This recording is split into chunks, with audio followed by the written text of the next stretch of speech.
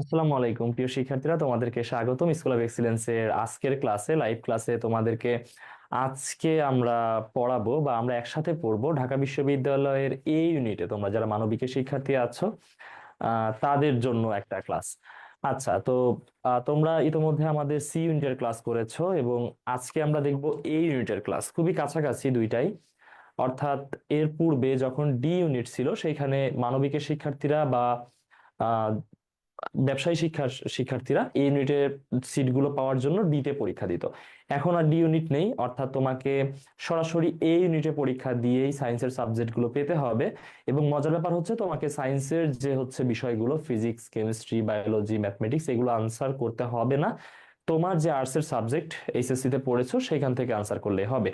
আচ্ছা, তো তোমরা যারা আমাদের সাথে ফেসবুকে যুক্ত আছো তোমরা আশা করি আমাদের ক্লাসটা খুবই সুন্দরভাবে উপভোগ করবে, এবং আমাদের নিয়মিত শিক্ষার্থীরা যে জুমে আছো তোমরাও শেষ পর্যন্ত থেকে, যেহেতু খুবই অল্প সময় আছে তোমাদের হাতে, তোমরা আমাদের সাথে সম্পূর্ণ ক্লাস উপভোগ করবে ইনশাল্লাহ। আচ্ছা, তাহলে সর্বপ্রথম আমরা যেটা দেখবো, ঢাকা বিশ্ববিদ্যালয় বিভাগ পরিবর্তন ক ইউনিট মানবিক এর মান বন্টনটা কি আসলে, কা- কোন জায়গা থেকে কোশ্চেন হবে, কত মার্কের কোশ্চেন হবে সেটা নিয়ে আমরা একটু দেখবো, তারপর হচ্ছে আমরা পড়ালেখাতে যাব। আচ্ছা, তো প্রথমে তোমাদেরকে বলি যে আমরা যে মন্ত্রটা দেখেছিলাম সি ইউনিটের ক্ষেত্রে বাংলা, ইংলিশ, আইসিটি তোমাকে অবশ্যই উত্তর করতে হবে। বিজ্ঞানের ক্ষেত্রেও একই কথা, তোমাকে এমসিকিউ এর জন্য বাংলা, ইংলিশ এবং আইসিটি এই তিনটা তোমাকে অবশ্যই আনসার করতে হবে, কোনো অবস্থাতে স্কিপ করা যাবে না এটা। এখন মজার ব্যাপার হচ্ছে যে সি ইউনিটে যেটা দেখেছিলাম যে 12টা করে আনসার করতে হতো বাংলা, ইংলিশ এবং আইসিটির জন্য, তবে এখানে এই ইউনিটে আর একটু বেশি, অর্থাৎ তোমাকে 15টা করে আনসার করতে হবে, এমসিকিউ থাকবে 15টা করে। তাহলে দেখো যে বাংলা, ইংলিশ, আইসিটি থেকেই তোমার 45টা এমসিকিউ শেষ হয়ে যাবে। আচ্ছা, তাহলে আর হাতে থাকলো কয়টা? জাস্ট 15টা এমসিকিউ, কারণ ঢাকা বিশ্ববিদ্যালয়ে এমসিকিউ থেকে কোশ্চেন হয় কয়টা? কোশ্চেন হয় 60টা। তাহলে 15টা কোত্থেকে আমরা আনসার করব? সেই 15টার জন্য তোমার হাতে অনেকগুলো অপশন থাকবে, তার ভিতর থেকে যে কোনো একটা আনসার করতে হবে। তার ভিতরে কি কি অপশন থাকবে তোমার হাতে? তোমার হাতে অর্থনীতি থাকবে। তুমি ভাবতে পারো যে আমার তো ইন্টারমিডিয়েট অর্থনীতি নাই, তাহলে তোমার হাতে অপশন থাকবে ভূগোল। তুমি ভাবতে পারো যে আমার তো ভূগোলও নাই, তোমার হাতে থাকবে অপশন পরিসংখ্যান। পরিসংখ্যান, ওকে। তোমার যদি কোনো কারণে পরিসংখ্যানও না থাকে তখন তোমার হাতে অপশন থাকবে হচ্ছে মনোবিজ্ঞান বা সাইকোলজি যেটাকে বলে। আচ্ছা, অর্থাৎ তুমি এই যে চারটা, অর্থনীতি, ভূগোল, পরিসংখ্যান এবং মনোবিজ্ঞান, এই চারটা থেকে যে কোনো একটাকে তুমি পিক করবা, সেখান থেকে 15টা এমসিকিউ আনসার করবা। তাহলে এখানে যেটা দেখলা, এখান থেকে আমরা দেখলাম 60টা এমসিকিউ। আচ্ছা, তাহলে দেখো অনেকটা ফ্লেক্সিবিলিটি আছে এখানে যে কোনো একটা সাবজেক্ট পিক করার ক্ষেত্রে। তুমি যদি অর্থনীতিতে ভালো হও বা তোমার অর্থনীতি থাকে তুমি এটা আনসার করবা। তুমি যদি মনে করো যে না আমি তার চেয়ে বেশি উত্তর করতে পারবো ভূগোল থেকে, তাহলে তুমি সেটা করবা। আবার তুমি যদি মনে করো না আমার তো অর্থনীতি ভূগোল নাই, পরিসংখ্যান বা মনোবিজ্ঞান থেকে উত্তর করবো, সেটাও তোমরা করতে পারো। তো বাংলাদেশের প্রেক্ষাপটে দেখা যায় যে পরিসংখ্যান, মনোবিজ্ঞান একটু কম সংখ্যক শিক্ষার্থী থাকে এইচএসসি তে, সেই তুলনায় অর্থনীতি, ভূগোল এগুলো বেশি সংখ্যক স্টুডেন্টের থাকে। আবার যাদের পরিসংখ্যান থাকে, মনোবিজ্ঞান থাকে, তাদের আবার অর্থনীতি, ভূগোল থাকতে পারে। তো তোমাদের যেগুলো আছে তার বিচারে তোমরা আগে ডিসাইড করবা যে তোমার কোনটা উত্তর করা ভালো হবে, কোনটা উত্তর করলে বেশি মার্ক পাওয়া যাবে। আচ্ছা, এটা আমরা গেলাম এমসিকিউ এর হিসাবে। এবার আমরা দেখব যে রিটেনের, রিটেনের ক্ষেত্রেও এইখানে তোমাকে চারটা রিটেন অ্যাপিয়ার করতে হবে এইখান থেকে যে কোনো একটা। তাহলে রিটেন ঢাকা ইউনিভার্সিটিতে হয় কত মার্কের? ঢাকা ইউনিভার্সিটিতে রিটেন হয় 40 মার্কের। তাহলে প্রত্যেকটাতে 10 মার্ক করে। আচ্ছা, তো সি ইউনিটের যখন আমরা ক্লাস করেছিলাম, এটা হচ্ছে লিখিতর জন্য, সেখানে দেখেছিলাম যে লিখিত কোশ্চেন গুলো অধিকাংশ হচ্ছে শর্ট কোশ্চেন, 1 মার্কের কোশ্চেন। বাট এই ইউনিটে যেটা হবে সেটা 1 মার্কের কোশ্চেন সচরাচর হবে না, 2 মার্কের কোশ্চেন বা 2.5 মার্কের কোশ্চেন হবে। অর্থাৎ তোমাকে 4টা বা 5টা কোশ্চেন দিবে, সেগুলো উত্তর করতে হবে। অর্থাৎ প্রশ্নগুলো আগের চেয়ে একটু বড় করে লিখতে হবে। ধরো যদি 2.5 মার্কের কোশ্চেন হয় তাহলে প্রায় হাফ পেজের কাছাকাছি লিখতে হবে। অবশ্য জায়গা দেওয়া থাকবে, জায়গা দেখেই তোমরা বুঝতে পারবে। এবং যদি 2 মার্কের হয় তাহলে 1 পেজে 3টার মতো উত্তর লিখতে হবে, এমন। তাহলে তোমাদেরকে একটু মানে বিস্তারিত লেখার মতো প্রিপারেশন নিতে হবে রিটেনের জন্য। অর্থাৎ বাংলা, ইংলিশ, বাংলা ইংলিশের রিটেন তো আর হচ্ছে সংক্ষিপ্ত প্রশ্ন হবে না, যেটা তো বোঝোই বাংলা ইংলিশ কেমন হয়, সেটা তোমাদেরকে হচ্ছে অবশ্যই বাংলা ইংলিশ টিচার তোমাদেরকে দেখাবেন রিটেন কেমন হবে। বাট আইসিটি এবং এইখানে যেটা আরেকটা যেটা তোমরা পিক করবা, এইগুলার কোশ্চেন একদম শর্ট কোশ্চেন হবে না, 1 মার্কের, একটু ডেসক্রিপটিভ তোমাদেরকে লিখতে হবে এমন কোশ্চেনই হবে। এবং আইসিটি থেকে কোশ্চেন সিইউনিটে যেমনটা দেখেছিল যে একদমই হচ্ছে তথ্যমূলক কোশ্চেন, একদমই তথ্যমূলক হবে না, ছোট ছোট ম্যাথ দিতে পারে। এবং হচ্ছে তোমার পঞ্চম অধ্যায়ে যে ইয়াগুলো আছে, প্রোগ্রামিং আছে, সেইখান থেকে তোমাকে আহ প্রোগ্রামিং ইয়া করতে দিতে পারে, সলভ করতে দিতে পারে।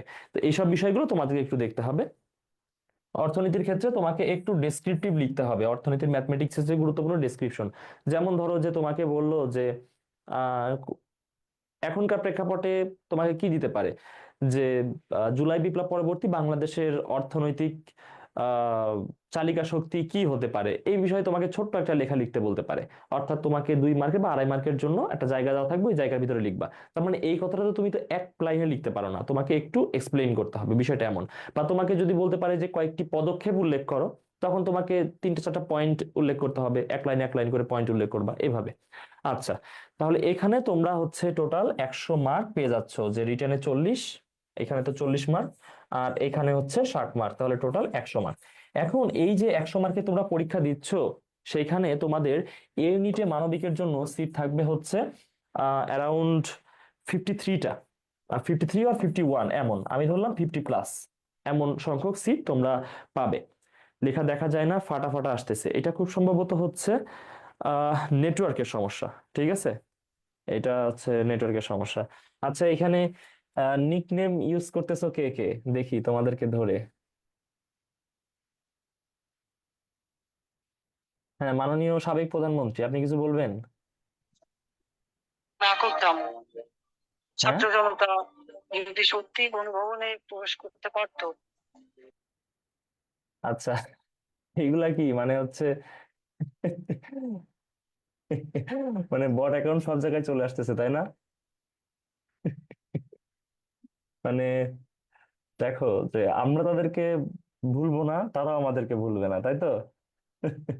তো তাকে কি হচ্ছে ক্লাস করতে দেওয়া উচিত? সে আবারও লেখাপড়া শিখে শিক্ষিত হয়ে তারপর আবার আবার রাষ্ট্র ক্ষমতায় আসুক, তাই না? আচ্ছা, আচ্ছা আপা, আপনার বানান ভুল গেছে, স্মরণ বানান হচ্ছে বাংলা ক্লাসে শিখবেন। ঠিক আছে, স্মরণ বানান বাংলা ক্লাসে শিখবেন, আমাদের বাংলা স্যার যখন বাংলা পড়াবেন তখন। ঠিক আছে, আচ্ছা আবার আসবো, জি আবার আসবেন। আচ্ছা, লিখিত অংশে কি আলাদা পাশ করতে হবে?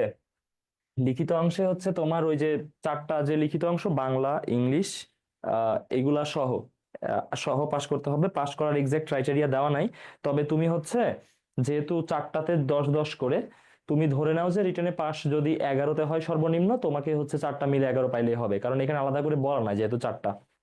আচ্ছা, ইংলিশ রিটেন কি আনসার মাস্ট করা লাগবে? হ্যাঁ, অবশ্যই অবশ্যই। তুমি যদি আনসার না করো, ওখান থেকে তো মার্ক পাবা না, তাই না? তুমি আনসার করবা না কেন? তুমি অবশ্যই আনসার করবা। আচ্ছা, ইংলিশ রিটেন নিয়ে ভয় পাওয়ার তো কিছু নাই। আচ্ছা, তো আচ্ছা, আমাদের একজন স্টুডেন্ট ছিল গত ক্লাসে, আমি জানি না সে এসেছে কিনা, আরেকবার রিমাইন্ডার দিই, সেটা জিজ্ঞাসা করছিল যে সি ইউনিটে সে বিজ্ঞান থেকে অ্যাপিয়ার করবে, তো সে ইকোনমিক্স আনসার করবে, উত্তর করতে পারবে কিনা। তো সে উত্তর করতে পারবে, কোনো সমস্যা নেই, তাকে ম্যাথ উত্তর করতে হবে এমন কোনো বাধ্যবাধকতা নেই। আচ্ছা, সে কি আছো ক্লাসে, এখনো কি এসেছো? ক্লাসে তো উপস্থিতি বেশ ভালোই আসছে। এমসিকিউতে আলাদা করে পাশ করতে হবে? এমসিকিউতে তোমার হচ্ছে এখানে 15 15 করে, তো তোমার টোটাল পাস 24, এটা তো করতে হবে, 24-এ পাস করতে হবে। আচ্ছা, তো সে কি আছো ক্লাসে নাকি ক্লাসে নাই? আচ্ছা, আমি এটা টেলিগ্রাম গ্রুপে বলে দিব আর একবার, যেহেতু ক্লাসে নাই। তো সি ইউনিটে তুমি হচ্ছে চাইলেই ওই যে এখানে যতগুলো অপশন ছিল, অর্থনীতি, ভূগোল, ম্যাথমেটিক্স অপশন ছিল, যে কোনো একটা আনসার করতে পারবে যে কেউ, সেটা আর্টস হোক কমার্স হোক। এবং সি ইউনিটের সিট সংখ্যা হচ্ছে 23টা। সি ইউনিটের সিট সংখ্যা হচ্ছে 23টা। তার মানে মোটামুটি বেশ ভালো সিট, তাই না? বেশ ভালো সিট, দুইটা মিলায় প্রায় 70 80টা সিট। আমাদের সময় হচ্ছে ডি ইউনিট যখন ছিল, ডি ইউনিটে এ এবং সি মানে আর্টস কমার্সের সাবজেক্ট গুলো মিলায় আমাদের হাতে সুযোগ ছিল হচ্ছে 25টা, দুইটা মিলায়। আর এখন তোমাদের দেখো 73টা, অনেকটা। আর আমাদের আগে ছিল হচ্ছে 53টা, আমাদের সময় ছিল 25টা, তোমাদের আবার হচ্ছে এখন ৭৩টা। মানে এটা এমনই, তোমার বিভাগ পরিবর্তন ইউনিট কখন যে কয়টা সিট রাখবে এটার কোনো গ্যারান্টি নাই। তো তোমরা লাকি, তোমাদের সিট সবচেয়ে বেশি। আচ্ছা ভাই, এমসিকিউ আলাদা পাস করতে হবে এটা তো বললাম। তো এমসিকিউ তে আলাদা পাঁচে পাস কিনা, পাঁচে পাস কিনা এটা এক্স্যাক্টলি বলেনি, বাট তোমরা সবাই পাঁচ ধরে নাও, যে অ্যাটলিস্ট পাঁচে পাস এটা ধরে নাও। যেহেতু বলেনি তুমি সেফ থাকো, যদি পরবর্তীতে কোনো সমস্যা হয় তুমি ধরে রাখো যে পাঁচে পাস করতে হবে তোমাকে। আচ্ছা, তাহলে প্রথম আমরা এমসিকিউ দেখবো যে কোন ধরনের এমসিকিউ হবে, এবং তোমাদেরকে সেই অনুযায়ী পরামর্শ দিব। আশা করি তোমরা এতদিনে পড়েছো, অনেকটাই পড়েছো, এবং এ এবং সি ইউনিটের প্রিপারেশন একই সাথে নেওয়া যায় তোমরা যদি টেক্সট বুক কেন্দ্রিক একটু লেখাপড়া করো, এবং মানে তোমাদের যে এইচএসসি বইগুলো আছে ওই বই ধরে, এবং আমাদের ডাইজেস্ট তোমাদের কাছে থাকলে ডাইজেস্ট ধরে যদি একটু লেখাপড়া করো, তাহলে মানে পারা যাবে। হ্যাঁ, কঠিন কিছু হবে না। অর্থনীতির এমসিকিউ দেখি, মূল্য সংযোজন কর একটি প্রত্যক্ষ কর, পরোক্ষ কর, সম্পূরক কর নাকি সম্পত্তি কর। দেখো এই ধরনের কোশ্চেন গত বছর সি ইউনিটে এসেছিল। তাহলে এখানে উত্তর কোনটা হবে দেখো তো। মূল্য সংযোজন কর, মূল্য সংযোজন কর কোনটা? Value added tax. হ্যাঁ, ভ্যালু অ্যাডেড ট্যাক্স। আচ্ছা, তাহলে এখানে হচ্ছে কোনটা হবে? ভ্যালু এডেড ট্যাক্সকে সংক্ষিপ্ত রূপে আমরা বলি ভ্যাট। ভ্যাট কোন ধরনের কর? প্রত্যক্ষ, পরোক্ষ, সম্পূরক নাকি সম্পত্তি কর? আচ্ছা, খ উত্তর বলছো, পরোক্ষ। আচ্ছা, আর কে কি উত্তর করবা? বি। আচ্ছা, আর কোনো কনফিউশন আছে এটা প্রত্যক্ষ, পরোক্ষ, সম্পূরক নাকি সম্পত্তি কোনটা? সঠিক উত্তর হচ্ছে অপশন বি, পরোক্ষ কর। এর কারণটা কি? কারণ ভ্যাট তুমি যাকে দাও সে আরেকজনের মাধ্যমে রাষ্ট্রকে প্রোভাইড করে, মানে কয়েকটা মাধ্যম পার করে। ঠিক আছে, মানে সে ডিরেক্টলি রাষ্ট্রকে এই ট্যাক্সটা প্রদান করে না। ধরো যে তুমি বাজার থেকে একটা ড্রেস কিনছো, তো দোকানদারকে তুমি আলটিমেটলি ভ্যাট দিয়ে দিচ্ছ। ধরো যে তোমার ড্রেসটার দাম হচ্ছে 800 টাকা, ভ্যাট সহকারে 870 টাকা আমি ধরলাম ড্রেসটার দাম আসতেছে। তো 870 টাকা তুমি দোকানদারকে দিচ্ছ, দোকানদার যেখানে পাইকারি বাজার থেকে ওই ড্রেসটা নিয়ে আসছে সে সেখানে দিচ্ছে, পাইকারি বাজার গার্মেন্টস যেখানে তৈরি হয়েছে সেখানে দিচ্ছে, গার্মেন্টস কাঁচামাল যেখান থেকে কিনছে সেখানে দিচ্ছে, মানে এটা আলটিমেটলি রাষ্ট্রের কাছে চলে যাচ্ছে এভাবে। আচ্ছা, তাহলে দেখো এই ধরনের কোশ্চেন সিতেও এসেছিল, আবার এতেও আসছে, মানে কাছাকাছি, মানে তুমি দুইটা ইউনিটের প্রস্তুতি খুব সুন্দরভাবে নিতে পারবে একই সাথে। বাট একটু এখানে ম্যাথমেটিক্যাল বিষয়, একটু গুরুত্বপূর্ণ টার্মিনোলজি থেকে কোশ্চেন হবে। উৎপাদন সম্ভাবনা রেখা নিম্নলিখিত প্রতিটি বিষয় ব্যাখ্যায় ব্যবহার করা যেতে পারে একটি বাদে, সেটি কোনটি? উৎপাদন সম্ভাবনা রেখা, এখানে যেসব চারটা অপশন দেওয়া আছে সেই চারটা অপশনের মধ্যে যে কোনো তিনটাকে ব্যাখ্যা করতে পারে, একটাকে পারে না, সেটি কোনটি? ভোক্তার চাহিদা, অর্থনৈতিক প্রবৃদ্ধি, সুযোগ ব্যয় নাকি বেকারত্ব, কোনটা? এটা দেখো একটু চিন্তা ভাবনা করতে হবে তোমাকে। উৎপাদন সম্ভাবনা রেখাটা কেমন রেখা? উৎপাদন সম্ভাবনা রেখাটা ঠিক এমন। আচ্ছা, দেখো উৎপাদন সম্ভাবনা রেখা একটা দেশের অর্থনৈতিক প্রবৃদ্ধি অবশ্যই অবশ্যই ডিটারমাইন করতে পারে। কিভাবে পারে? তার কারণ দেখো একটা দেশে যদি হচ্ছে পূর্ণ, এই যে এইখানে উৎপাদন চলে তার মানে কি সেই দেশে পূর্ণ নিয়োগ চলতেছে, মানে উৎপাদনের সর্বোচ্চ বিন্দু চলতেছে। তো পূর্ণ নিয়োগ চললে অর্থনৈতিক প্রবৃদ্ধি চলবে। আচ্ছা, সুযোগ ব্যয়, এটা তো অবশ্যই সুযোগ ব্যয় উৎপাদন সম্ভাবনা রেখার সাথে একদম ওতপ্রোতভাবে জড়িত। তার কারণটা কি? তুমি এইটা বেশি উৎপাদন করতে গিয়ে এইটা ছাড়তেছো। আবার এই যে আমি ধরলাম যে এইখানে এটা বেশি উৎপাদন করলে এখান থেকে এতটুকু, তার জন্য তোমাকে এখান থেকে এতটুকু ছাড়তে হলো, মানে সুযোগ ব্যয় অবশ্যই এখানে ঘটে। বেকারত্ব, হ্যাঁ বেকারত্ব কখন ঘটে? যখন অপূর্ণ নিয়োগ চলে। ধরো তুমি এইখানে উৎপাদন করতেছো, তার মানে এই যে উৎপাদন এতটুকু, এই যে এই অংশটুকু উৎপাদন করা যেত বাট তুমি উৎপাদন করতেছো না, যখন এই ধরনের ঘটনা ঘটে তখন দেশে বেকারত্ব দেখা দেয়। মানে পূর্ণ নিয়োগ না ঘটলে দেশে অবশ্যই বেকারত্ব দেখা দিবে। এই যে এই বিন্দুর নাম হচ্ছে পূর্ণ নিয়োগ। হ্যাঁ, মানে তুমি সম্পূর্ণ উৎপাদন কাজে বিনিয়োগ করতেছো। এই পূর্ণ নিয়োগ তো এখানে ঘটতেছে না, অপূর্ণ নিয়োগ ঘটতেছে, এটা হচ্ছে অপূর্ণ নিয়োগ। এই অপূর্ণ নিয়োগে কি হয়? অপূর্ণ নিয়োগে বেকারত্ব দেখা দেয়, কারণ এখানে তো উৎপাদনই কম, তাহলে বেশি লোকজন এখানে কাজ করতে পারবে না, দেশে অনেক শ্রমিক থাকবে যারা বসে থাকবে, অর্থাৎ বেকারত্ব দেখা দিবে। তাহলে অর্থনৈতিক প্রবৃদ্ধি, সুযোগ ব্যয়, বেকারত্ব, এই তিনটাই এটা কি করে? ব্যাখ্যা করে। বাট ভোক্তার চাহিদা, ভোক্তার চাহিদা কোনো অবস্থাতেই ব্যাখ্যা করতে পারে না। তাহলে ভোক্তার চাহিদা হচ্ছে কারেক্ট আনসার। তাহলে এখানে অপশন এ কারেক্ট। ঠিক আছে, তাহলে একটু চিন্তা ভাবনা করে উত্তর করবা। মানে কোশ্চেন দেখেই যে এত বড় কোশ্চেন উত্তর করতে পারবো না এমন ভাববে না। তোমার হচ্ছে এই ইউনিটের কোশ্চেন একটু এমন হবে, বাট চিন্তা ভাবনা করলে তুমি উত্তর করতে পারবা। ট্যাক্স হলিডে কি? কর সংগ্রহের জন্য ছুটির দিন, কর খেলাপিদের জন্য বিশেষ আইন, কর দিবস পালন, সাময়িকভাবে কর মওকুফ করা, কোনটা?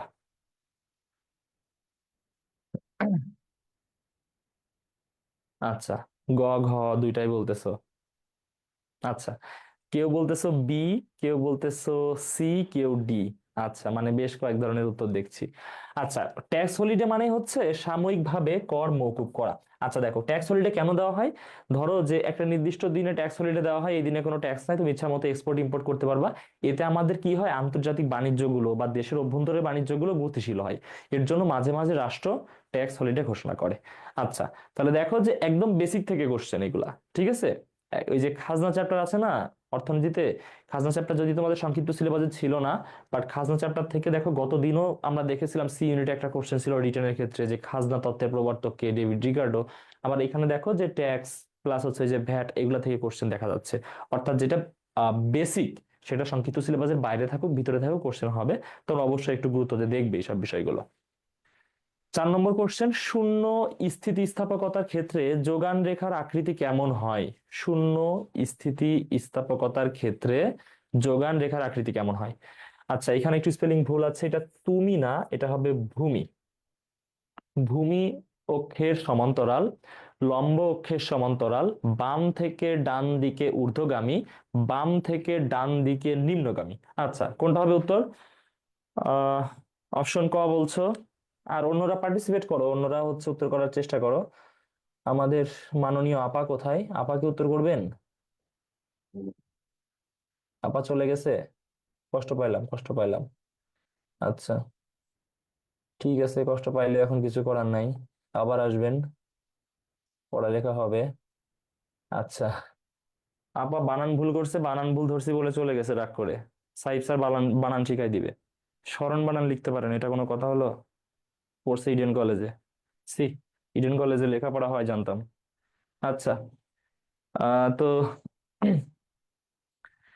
এখানে তোমরা যারা উত্তর বলছো যে ভূমি অক্ষের সমান্তরাল, হ্যাঁ, এখানে দেখো অপশন এ তেই ছিল ভূমি অক্ষের সমান্তরাল, এটাই কারেক্ট আনসার। তার কারণ স্থিতিস্থাপকতার চিত্রগুলোতে দুইটা নিয়ে তোমাদের খুবই কনফিউশন হবে। একটা হচ্ছে রেখাটা এভাবে গমন করে, আর আরেকটাতে রেখাটা এভাবে গমন করে। ঠিক আছে? যেটাতে ভূমি অক্ষের সমান্তরাল সেটা হচ্ছে শূন্য স্থিতি, সরি, এটা হচ্ছে অসীম।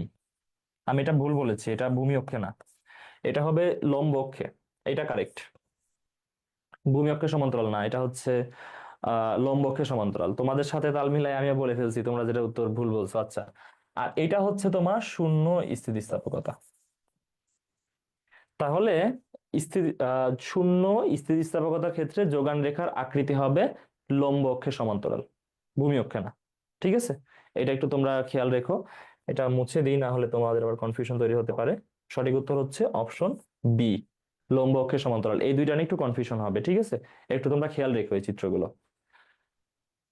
এক্স দ্রব্যের দাম $100 থেকে হ্রাস পেয়ে $80 হওয়াতে ওয়াই দ্রব্যের চাহিদা 50 হতে বৃদ্ধি পেয়ে 70 একক হলে দ্রব্যদ্বয় পরস্পর কিভাবে সম্পর্কিত? দেখো, এক্স দ্রব্যের দামটা 100 থেকে 80 হচ্ছে, তার মানে এটা কি হয়েছে বলতো? এটা কমে গেছে না, দামটা হ্রাস পাচ্ছে। আর ওয়াই দ্রব্যের চাহিদা কি হচ্ছে? 50 থেকে 70, মানে বৃদ্ধি পাচ্ছে। একটা হ্রাস পাওয়ার ফলে আরেকটা বৃদ্ধি পাচ্ছে। কখন এটা হয়? ধরো গাড়ির দাম হঠাৎ করে কমে গেছে, তখন কি হবে? পেট্রোলের চাহিদা বেড়ে যাবে না? কারণ প্রচুর মানুষ গাড়ি কিনবে, আর গাড়ি চালাতে পেট্রোল লাগবে, তখন পেট্রোলের চাহিদা এমনিতে বেড়ে যাবে। তাহলে গাড়ি আর পেট্রোল কোন ধরনের পণ্য বা কোন ধরনের দ্রব্য? এগুলা হচ্ছে পরিপূরক দ্রব্য, মানে একটা অন্যটা ছাড়া চলতে পারে না। ঠিক আছে? গাড়ি না থাকলে পেট্রোল কি হবে, আর যদি গাড়ি থাকে তাহলে পেট্রোল ছাড়া গাড়ি চলবে কিভাবে? অর্থাৎ দুইটার ভিতরে একটা কানেকশন আছে। তাহলে এটা হচ্ছে পরিপূরক দ্রব্য। আচ্ছা, চাহিদার ক্ষেত্রেও কি একই? কিসের চাহিদার ক্ষেত্রে স্পেসিফিক ভাবে বলে দাও, তাহলে আমি উত্তর বলতে সুবিধা হবে আমার ক্ষেত্রে। আচ্ছা, তাহলে এটা আমরা বুঝতে পারছি আশা করি।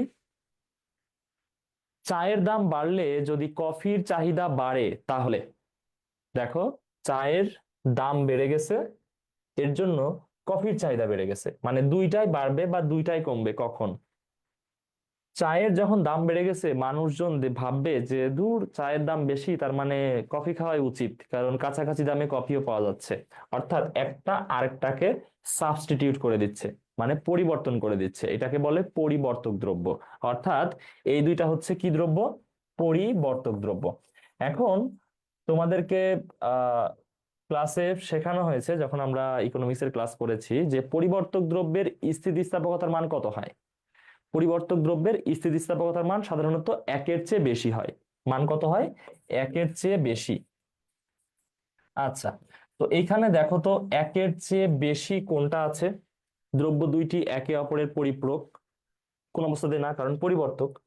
আড়াআড়ি স্থিতিস্থাপকতা শূন্য, শূন্য না, একের চেয়ে বেশি হবে। আড়াআড়ি স্থিতিস্থাপকতা শূন্য থেকে বড়, শূন্য থেকে ছোট। তার মানে একের চেয়ে বেশি বা ধনাত্মক, এক কথায়, ঠিক আছে। একের চেয়ে বেশি না, এটা তুমি জাস্ট লিখে রাখো ধনাত্মক। যদি 0.5ও হয়, তাও সেটা হচ্ছে তোমার ইয়া হবে, আহ পরিবর্তক দ্রব্য হবে, মানে ধনাত্মক হইলেই হবে। এক বা একের চেয়ে বেশি, এক বা একের চেয়ে বেশি মানে জাস্ট ধনাত্মক। তার মানে আমরা ধরে নিতে পারি অপশন সি কারেক্ট, আর আর স্থিতিস্থাপকতার মান শূন্যর চেয়ে বেশি। আচ্ছা, চাহিদা রেখার ক্ষেত্রেও কি শূন্য স্থিতিস্থাপকতা লম্ব অক্ষের সমান্তরাল? হ্যাঁ, সবগুলো একই। ওকে, 7 নম্বর দেখি, নিম্নোক্ত কোনটি পূর্ণ প্রতিযোগিতামূলক বাজারের নিকটতম উদাহরণ? কোনটি? নিম্নোক্ত কোনটি পূর্ণ প্রতিযোগিতামূলক বাজারের নিকটতম উদাহরণ? আচ্ছা, মোটরযানের বাজার, টেলিভিশনের বাজার, বিমানের বাজার, আলুর বাজার, কোনটি?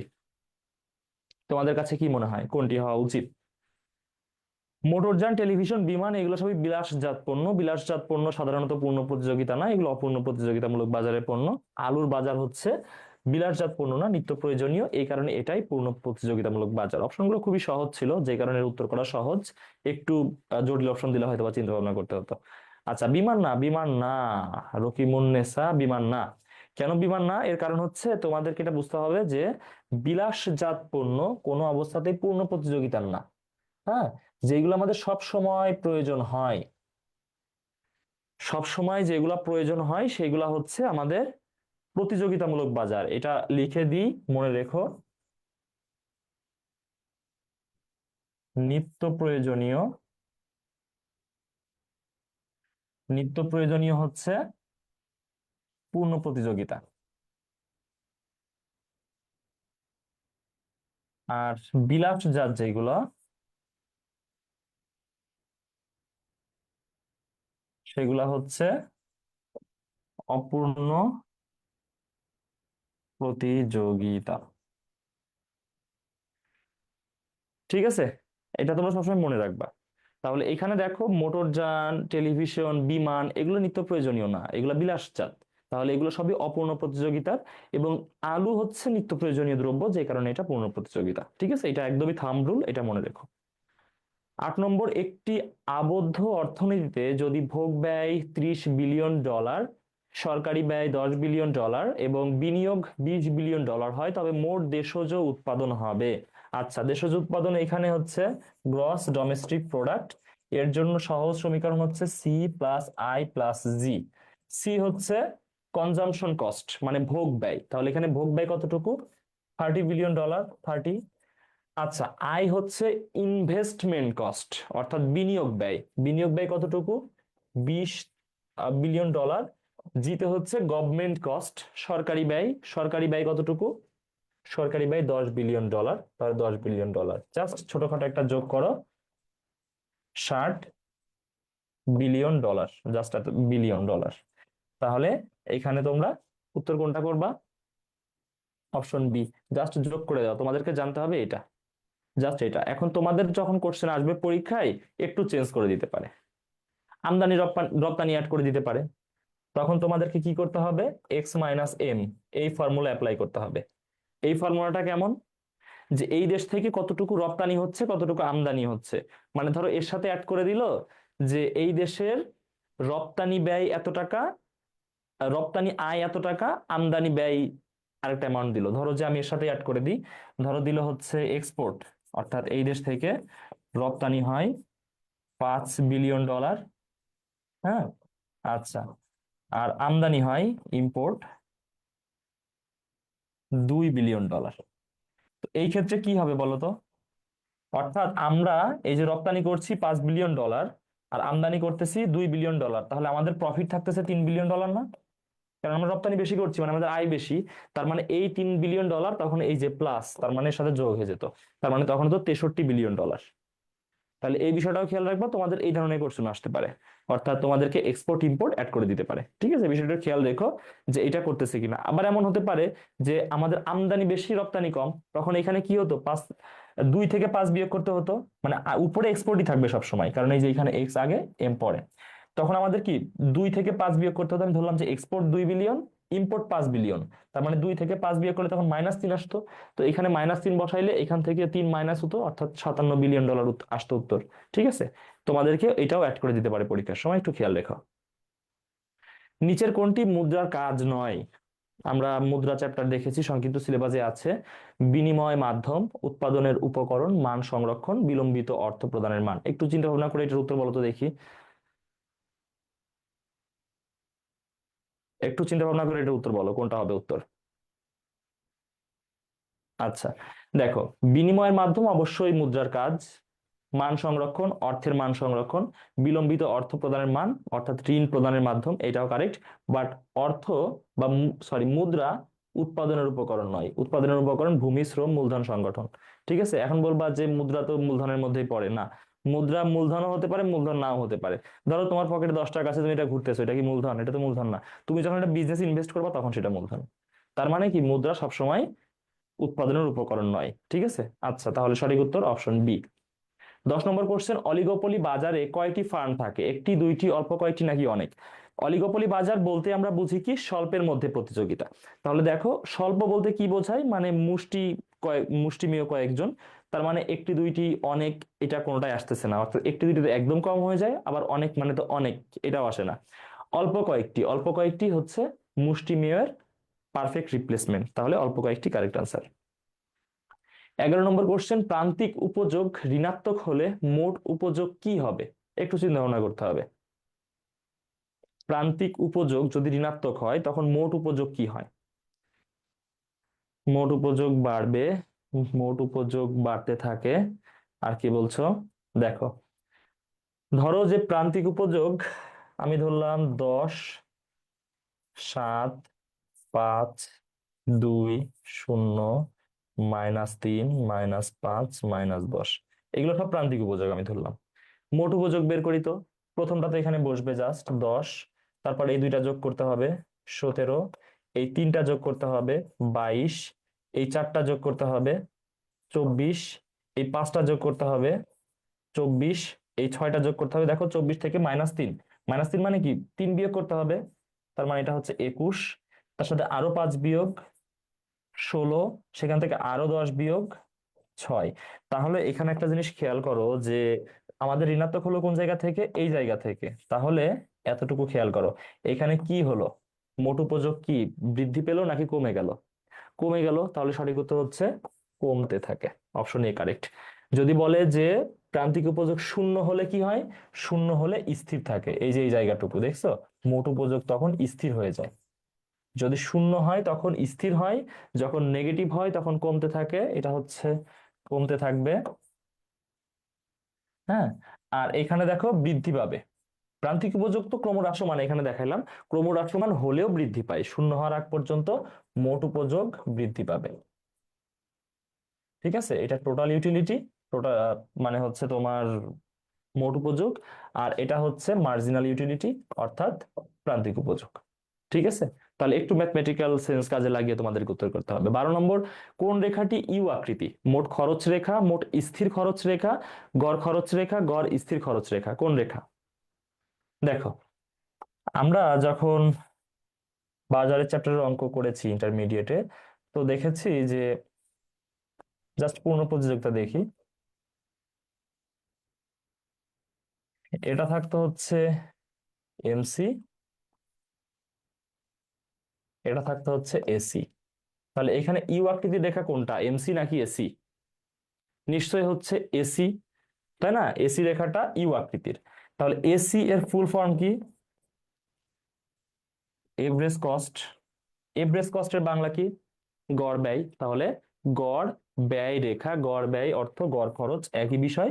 তাহলে এটা অপশন বি, এটা সি, এটা ডি, অপশন সি কারেক্ট। ঠিক আছে, ওকে।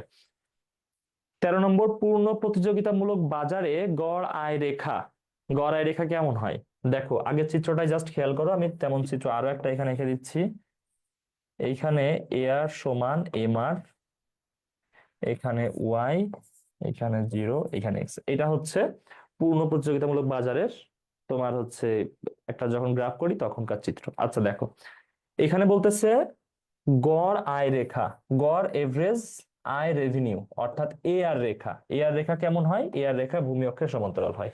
তাহলে এখানে অপশন দেখি, লম্ব অক্ষের সমান্তরাল, নিম্নগামী, ভূমি অক্ষের সমান্তরাল নাকি ঊর্ধ্বগামী? ভূমি অক্ষের সমান্তরাল। ওকে।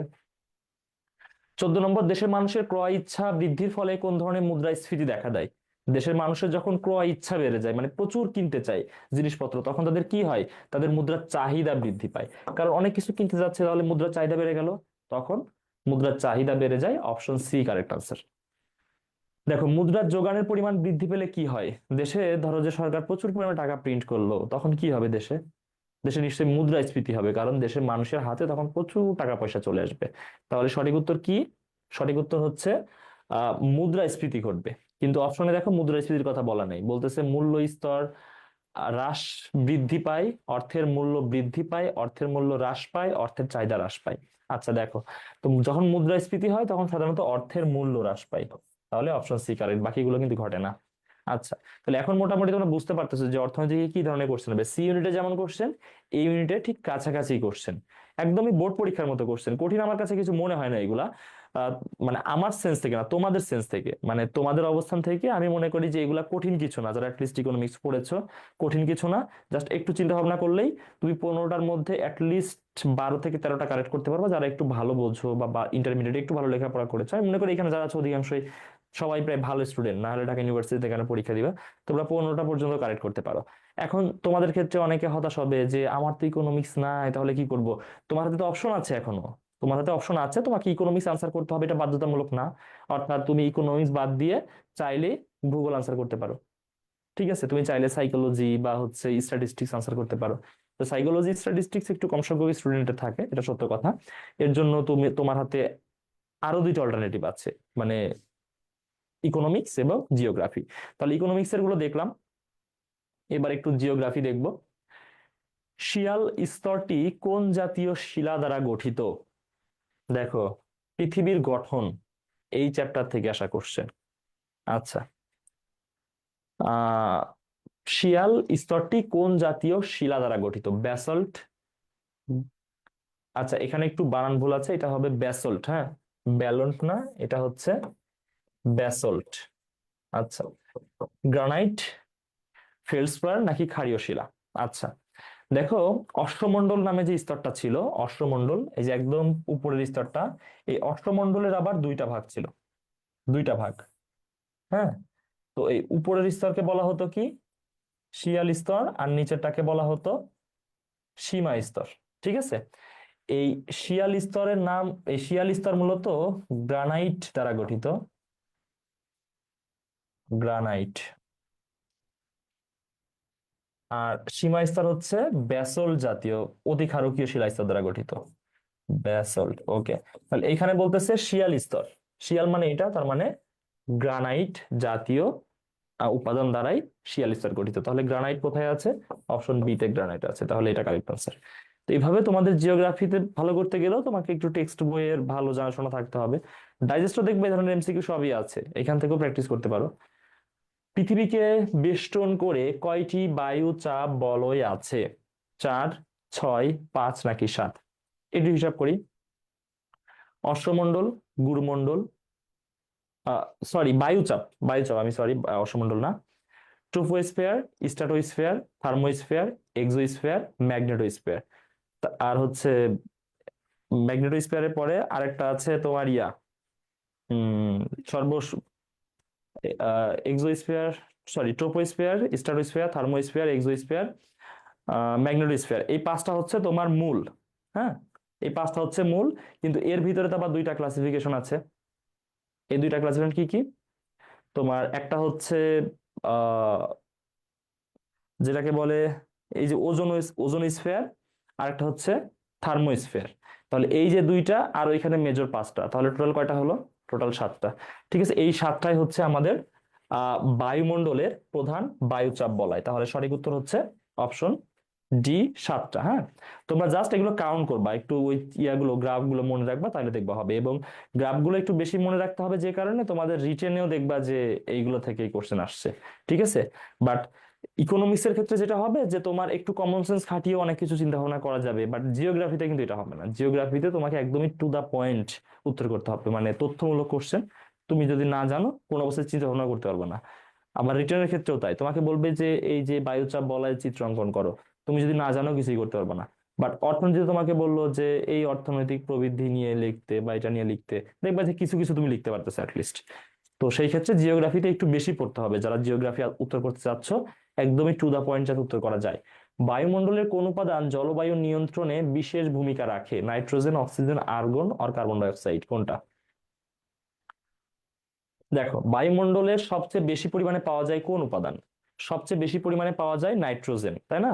নাইট্রোজেন তোমার প্রায় কতটুকু আছে? নাইট্রোজেন এবং অক্সিজেন এই দুইটা মিলায়ে 99.95, এমন দুইটা মিলায়ে অক্সিজেন তার মধ্যে 20%, আর নাইট্রোজেন 77%।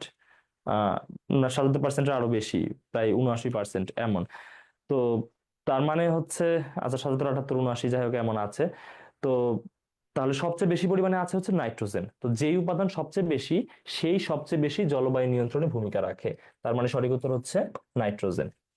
4 নম্বর কোশ্চেন দেখো, বাংলাদেশের প্রধান খনিজ সম্পদ কোনটি? কয়লা, প্রাকৃতিক গ্যাস, প্রাকৃতিক তৈল নাকি আকরিক লৌহ, কোনটা? এটা কমন কোশ্চেন, একদমই সহজ, সাধারণ জিকের মতোই। খ বলতেছো প্রাকৃতিক গ্যাস। আচ্ছা, এটা সহজে তোমরা বুঝতে পারবা, প্রাকৃতিক গ্যাসই হচ্ছে বাংলাদেশের সবচেয়ে বেশি পাওয়া যায় প্রাকৃতিক গ্যাস। এর জন্য এটা বাংলাদেশের প্রধান খনিজ সম্পদ। অন্যান্যগুলো এত বেশি পাওয়া যায় না, প্রাকৃতিক তৈল খুবই কম পাওয়া যায়। লৌহ তো তোমার সেভাবে এখনো পর্যন্ত উত্তোলন করা হয়নি, তবে ধারণা করা হয় যে অদূর ভবিষ্যতে হয়তো পাওয়া যাবে। এবং কয়লা এটা পাওয়া যায়, বাট এটা প্রধান না আমাদের দেশে। কুমেরু স্রোত কোন বায়ুর প্রভাবে সৃষ্টি হয়? কুমেরু স্রোত কোন বায়ুর প্রভাবে সৃষ্টি হয়? কে বলতে পারবা?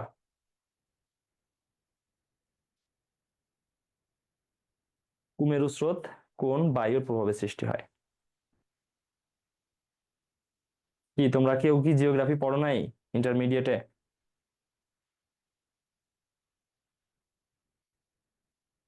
সবাই চুপচাপ, বাহ বেশ ভালো। দেখো, একটা জিনিস দেখো, কুমেরু শব্দের অর্থই হচ্ছে দক্ষিণ মেরু, ঠিক আছে? কুমেরু মানেই হচ্ছে কি দক্ষিণ। তার মানে এই যে পশ্চিমা তুমি এটা বাদ দিয়ে দাও, মৌসুমী এটা তুমি বাদ দিয়ে দাও, তাহলে থাকলো কি মেরু বায়ু, আয়ন বায়ু।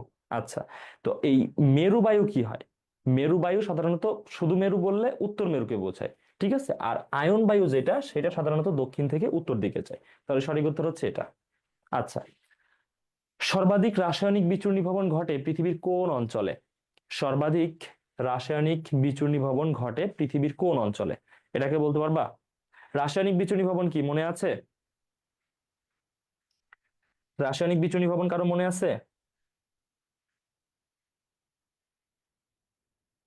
কেউ উত্তর করতে পারতেছো না? আচ্ছা, তোমরা কে কে আছো ক্লাসে? আর তোমাদের লেখাপড়ার কি অবস্থা বলো, যে তোমরা একদম চুপচাপ হয়ে যাচ্ছ কেন ক্লাসে?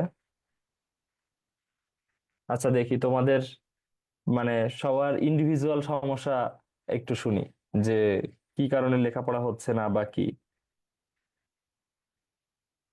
এই কার কি সমস্যা বলো? রেশমা, নাসির আলম, নাজমুল হোসেন, ফাহিম আবরার, কারো কোনো কথা নাই?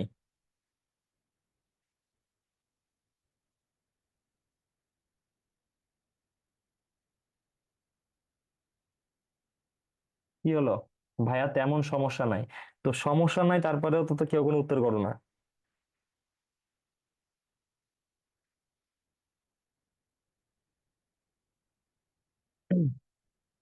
আচ্ছা, তো দেখি তোমাদের কেমন সমস্যা নাই, এটা উত্তর করো। দেখো, সর্বাধিক রাসায়নিক বিচূর্ণীভবন, রাসায়নিক বিচূর্ণীভবন যখন পড়ানো হয়েছে, তোমরা কি ক্লাসে ছিল না? দেখো, যখন কোথাও এমন ধরনের উপাদান থাকে ভূমিতে, যেটা কিনা হচ্ছে আহ ধাতব নেচারের, অর্থাৎ যেটা ধাতু, এটা কি হয় সাধারণত রাসায়নিক ভাবে সবসময় বিক্রিয়া করে অধিকাংশ সময়। তো রাসায়নিক বিক্রিয়া ঘটে এবং ধীরে ধীরে এই ধাতুগুলোর ক্ষয় হয় বা এই ধরনের উপাদানগুলোর ক্ষয় হয়। আচ্ছা, তো এখন পৃথিবীর কোন অঞ্চলে এই ধরনের ভূমিরূপ দেখা যায় যার উপাদানগুলো অধিকাংশই হচ্ছে রাসায়নিক উপাদান বা ধাতব উপাদান কোন ধরনের অঞ্চলে? অপশনগুলো ক্রান্তীয় মৌসুমী অঞ্চল, মানে আমাদের যে অঞ্চল এমন, আমাদের মাটি কি এমন যে এখানে প্রচুর পরিমাণে রাসায়নিক উপাদান বা ধাতব উপাদান পাওয়া যায়? খুব বেশি পাওয়া যায় না, তাহলে এটা বাদ। তুন্দ্রা অঞ্চল, তুন্দ্রা মানে যে বরফাচ্ছন্ন অঞ্চল, সেইখানেও তো খুব বেশি নাই। মরুপ্রায় নাকি সাভানা?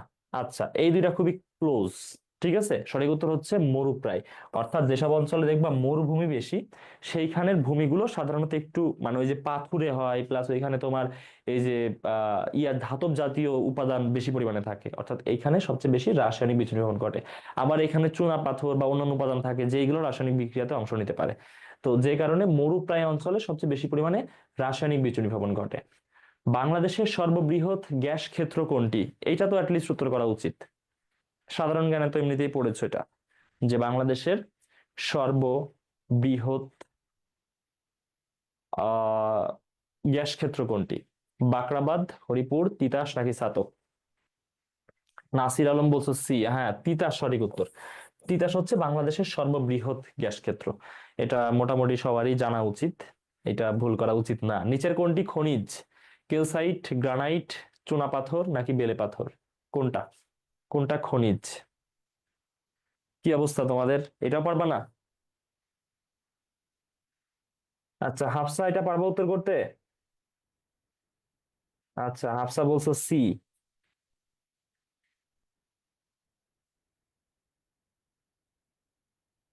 সি উত্তর?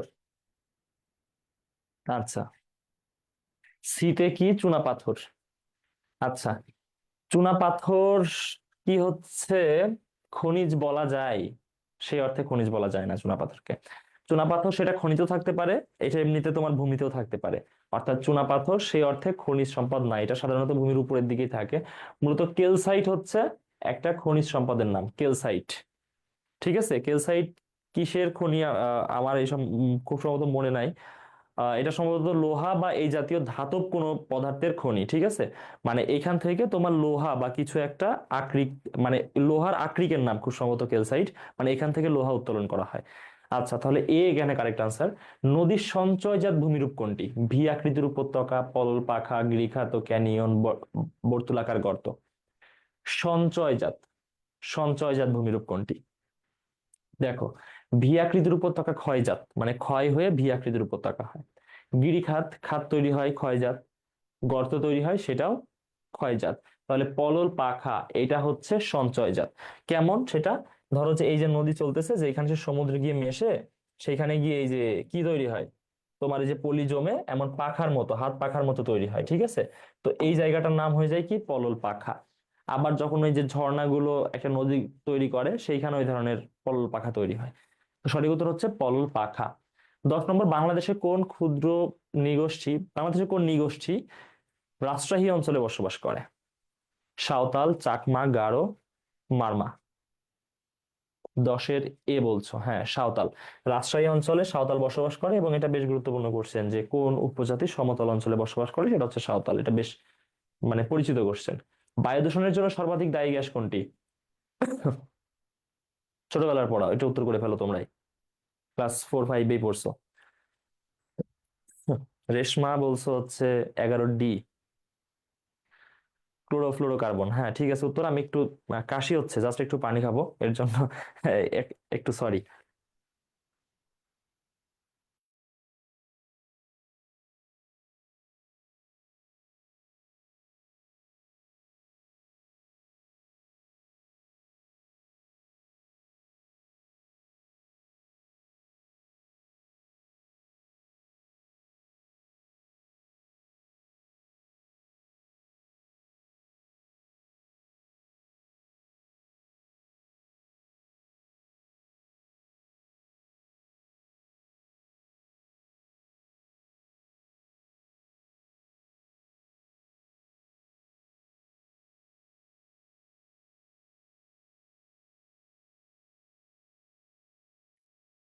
ওকে, থ্যাংক ইউ থ্যাংক ইউ, মানে জাস্ট একটু ব্রেক দেওয়ার জন্য। আচ্ছা, তো এটা তোমরা তো উত্তর করে ফেলেছো, খুবই সহজ ছিল, এটা ক্লাস 3-4 পড়া খুব সম্ভবত, ক্লোরোফ্লোরোকার্বন। আচ্ছা, আমি আজকে একটু ধীরে কথা বলছি, প্লাস কাশি হচ্ছে, এটা তোমরা খেয়াল করছো। এটার ইফেক্ট হচ্ছে গত পরশু তোমাদের ইমিডিয়েট সিনিয়র প্লাস তাদের ইমিডিয়েট সিনিয়র যারা আমাদের শিক্ষার্থী ছিল, তাদের সাথে এই বারবিকিউ পার্টি প্লাস এই ক্রিকেট খেলা, এটার জন্য মানে কুয়াশার মধ্যে রাতে এই ক্রিকেট খেলে প্লাস এই বাইরে থেকে একটু মানে উঁচু গলায় কথা বলে চিল্লায় গলাটা একটু সমস্যা হয়েছে, প্লাস এই যে কাশি হচ্ছে, মানে কিছুক্ষণ কথা বললে 1 ঘন্টা টানা কথা বললেই কাশি হচ্ছে। তো ইনশাল্লাহ কাশি আবারও হবে, তোমরা যখন ইউনিভার্সিটিতে আসবে তখন দেখা হবে তোমাদের সাথেও।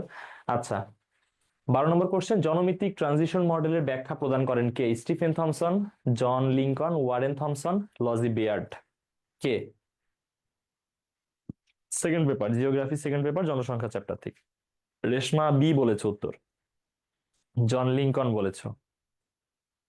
12 নম্বরের উত্তর হচ্ছে ওয়ারেন থমসন। সঠিক উত্তর অপশন সি।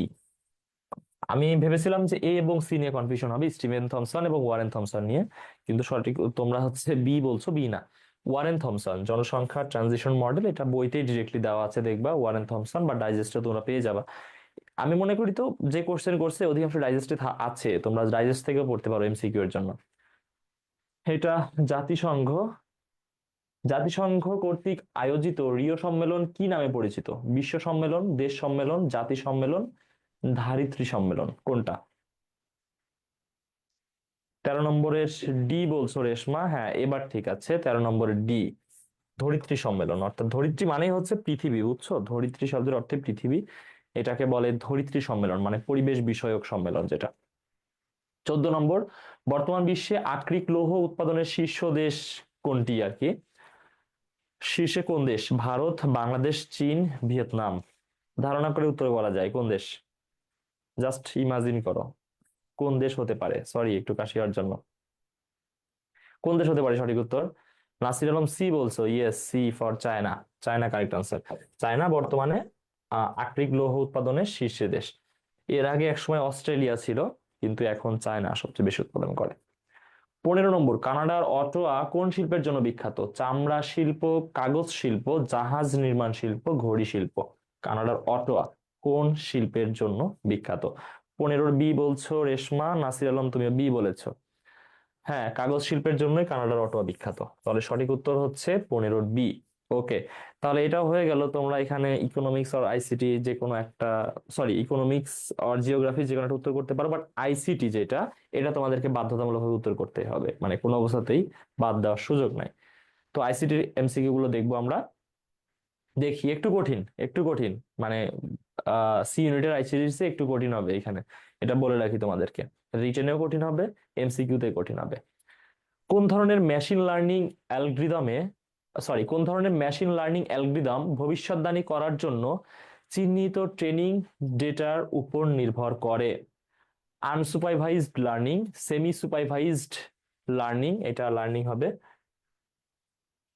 আচ্ছা, রেইনফোর্সড, এটাও লার্নিং হবে, এখানে স্পেলিং মিস্টেক আছে বুঝছো, সবগুলো লার্নিং হবে। Reinforced learning, সুপারভাই supervisor learning. আচ্ছা, সুপারভাইজার হবে, এখানে কিছু স্পেলিং মিস্টেক আসছে, এর জন্য সরি, টাইপার ভুল করেছেন এখানে। আচ্ছা, সবগুলো শেষেই লার্নিং। এখন unsupervised, semi supervised, reinforcement, supervisor, কোনটা কারেক্ট আনসার? সেমি সুপারভাইজড বলছো না, এটা আনসুপারভাইজড, সঠিক উত্তর হচ্ছে আনসুপারভাইজড।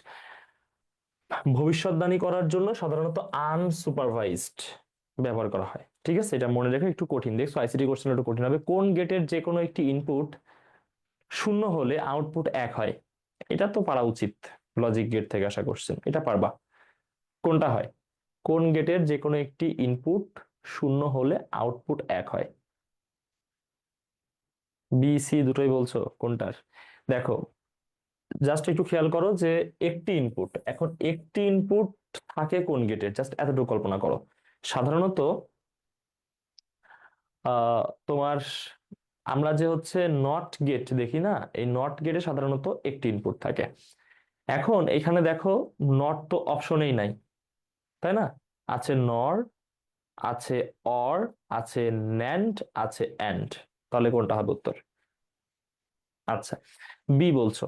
বিতে তো হচ্ছে একটি ইনপুট 0 হলে আরেকটা 1 হওয়ার সুযোগই নাই, কারণ অর হচ্ছে যোগের ফাংশন।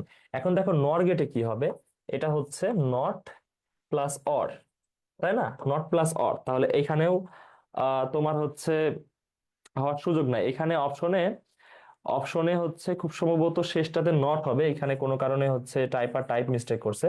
সঠিক উত্তর হবে নট গেট। এটা তোমরা একটু রিমাইন্ডার নিয়ে নাও, নট গেট হবে কারেক্ট আনসার। নট গেটের ইনপুট থাকেই একটা, বুঝছো? নট গেটটা দেখতে এমন, ইনপুট থাকেই একটা, ধরো এখানে 0 থাকলে এইখানে 1 হবে। নট গেটটা ঠিক এমন হয়, অর্থাৎ কারেক্ট আনসার হচ্ছে not gate. Not gate. Okay. ওয়াকি টকিতে কোন ধরনের ট্রান্সমিশন মোড ব্যবহার করা হয়? ওয়াকি টকিতে কোন ধরনের ট্রান্সমিশন মোড ব্যবহার করা হয়? আচ্ছা, এটা সাধারণ জিকে তোমরা পড়ে ফেলেছো, simplex, half duplex, full duplex আর ট্রিপ্লেক্স। ওয়াকি টকিতে, ওয়াকি টকিতে কোন ধরনের? Half duplex, yes, half duplex mode ব্যবহার করা হয়। 3-এর বি বলেছো, হ্যাঁ নাসির আলম বি বলেছো, সবাই বি বলছো, হ্যাঁ এটা সহজ তুলনামূলক, হাফ ডুপ্লেক্স।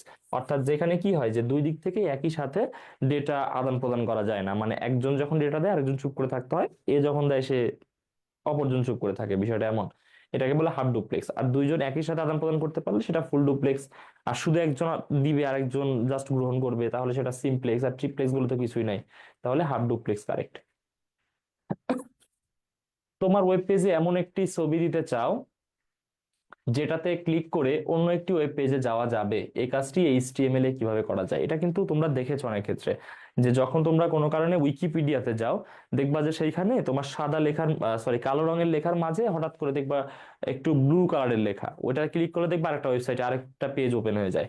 এইটা কিভাবে হয়? ঠিক আছে, আবার অনেক দেখবা ছবির উপর ক্লিক করলে একটা নতুন ওয়েবসাইট বা একটা, সরি, নতুন ওয়েব পেজ ওপেন হয়ে যায়। এটা কিভাবে করা যায়? এখানে দেখো, by using only image tag, by using only, এই যে দুইটা হচ্ছে ট্যাগ দিছে, মানে এলিমেন্ট অ্যাড করার জন্য ট্যাগ। বাই ইউজিং, এই যে দুইটা tag, tag inside image tag, by using image tag inside, যে এলিমেন্টটা তুমি দিবে সেটা। এখন কোনটা দেখো, এই চারটার মধ্যে কোনটা মনে হচ্ছে? সি বলছো?